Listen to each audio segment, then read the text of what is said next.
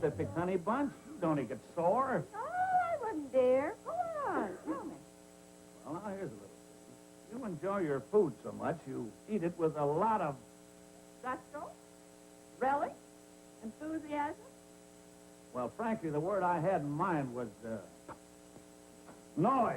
Here, dog him in water and get him out. Like the time he told us Hoover's dog could fly. Yeah, these don't lie. Whoa, Rouster. Gentlemen, dunk. Wow, cool, awesome. Roughmeister, this could change your whole reputation. Big 29 Fulcrum is Mac. Pure metal muscle from World War I to Desert Storm. Mirage F1, AIM 7F1 Sparrow. A&E presents a hands-on history of weapons at war. George C. Scott hosts. Oh, we got it! Brute Force. Well, you want to show people. In the Philadelphia newspapers, Philadelphia's a very empty city, I think. This is front page news. Stern becomes #1. And this is my competition on here. Let me show you this. Let me show you. I brought you some clippings. Now, this is a guy... Are they going by hair or listeners? Well, I think he's losing. The way I see it is... I definitely beat him in the hair department. Yeah. Well, here it is. The big headline was, and you'll like this, Dave, because I know you enjoy the show. The King DeBella is dead. Right. Long live the King Stern, it says. This is the old guy. And this is the old guy with his Morning Zoo sailor's cap on. Right. And this is why I'm so proud to be in radio, because I compete with guys with sailor caps. So, you know, this is a Morning Zoo phenomenon. Oh, I know about the Morning Zoo. Zoo. Yeah, You get his... Mike and Bob in the Morning Zoo. You get a big mustache and plastic wax teeth, and you get a Hawaiian shirt, and you go on and you just wacky sort of sound effects. get a little wacky, and so we're, you know, this is very exciting for me. To finally take my throne, as they say. Right. And we'll be going into Philly. So you're planning a big celebration. Big celebration. I'm going into Philly.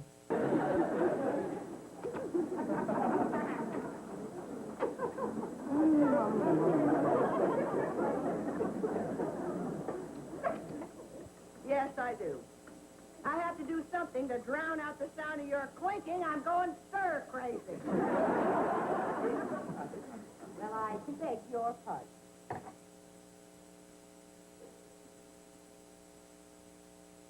Oh, I'm sorry, Ethel. I guess my nerves are on edge. I wish we hadn't come on this trip at all. I miss Ricky. I can top that. I miss Fred. Ice water, where's the ice water? Ice water, where's the ice water?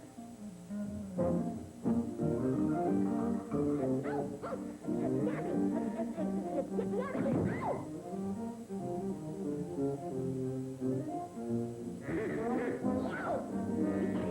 Get away with it. I'll fix you so you won't mistake anybody else.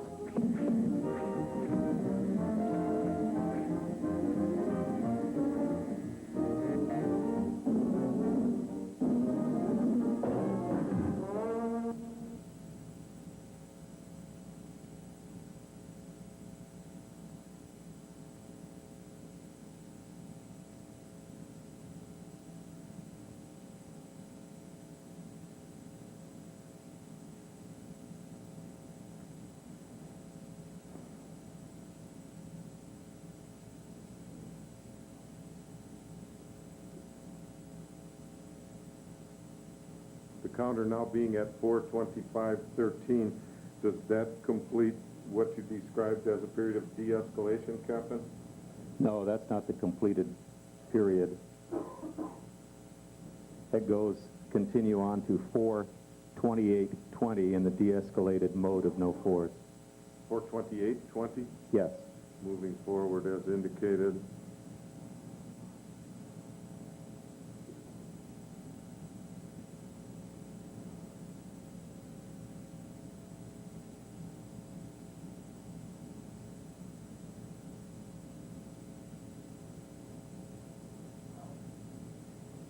And the counter now being at the point 428.20, is this the end of a period of de-escalation of force? Yes, it is. And I'll ask you if you have an opinion, Captain Michael, as to any conduct on the part of Mr. King at the period immediately prior to 428.20 on the TCR scale that would justify abandoning the de-escalation mode and again escalating the force.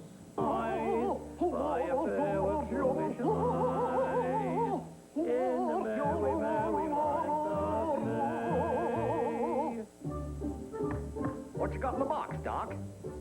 wabbit. A what? A wabbit, a widow gray wabbit. Oh. Listen, Bub, be a little more careful who you call a widow gray wabbit. See? Moves the chair. You mind telling Daddy where his favorite chair is going?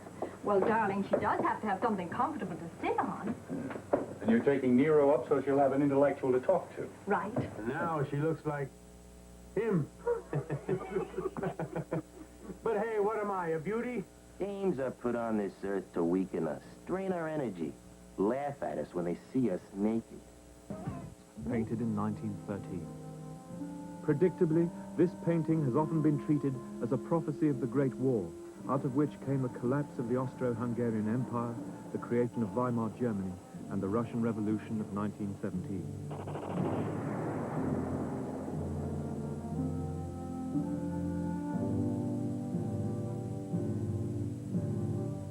It was, remarkably, as the war claimed its victims, that Kazimir Malevich in Russia developed his own kind of mystical abstraction.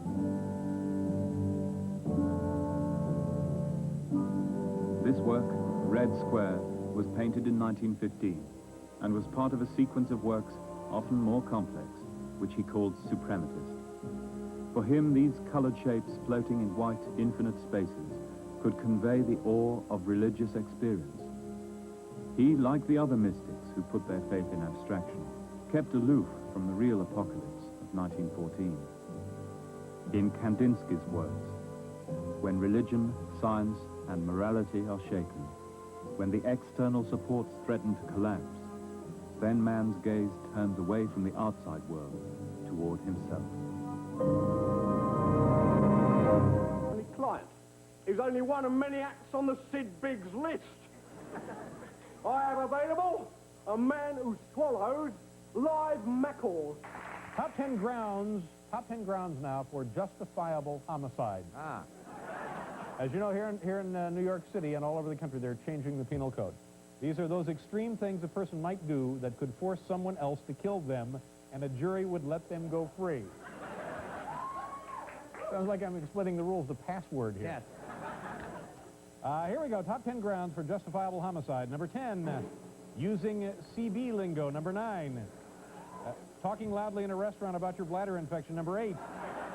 No, thank you very much, sir. Number 8, being a new kid on the block. Number 7.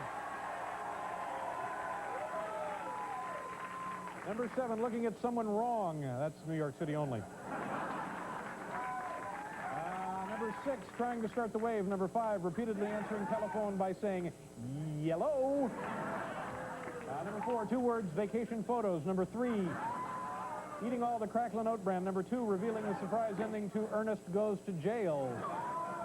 And the number 1 ground for justifiable homicide, constantly combing hair and asking passerby, do you think I look like Jack Lord? There you go.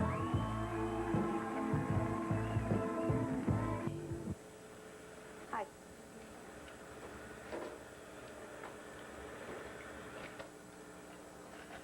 Hey, Denise, check out my wheels. Very nice. You better have a license for that thing. Where did you get it? It's Amy's. They're keeping it a little longer in therapy, so she... Mobster attempting to bribe an IRS agent with $25,000 in order to obtain phony tax forms for the gas bootlegging scheme. Well, afraid of a little competition? Oh, now get out of here. Out, out, and stay out.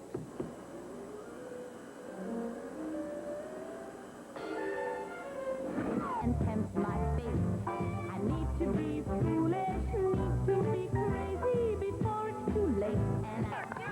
And They were chanting 3 seconds. Okay. Dick Clark. Yes. Number 1 answer is Dick Clark. And I have to tell you, I just recently... never seems to age. Yeah. Okay. And number 5. Dinah Shore. Activists paved the way with new ideas for typography, architecture, and furniture design. This is the interior of a Moscow workers' club around 1920. They produced costumes and set designs for constructivist theater, such as these by Popova. Ceramics were also an effective way of continuing the themes of work and revolution. These designs were based on the suprematist compositions of Malevich in 1923.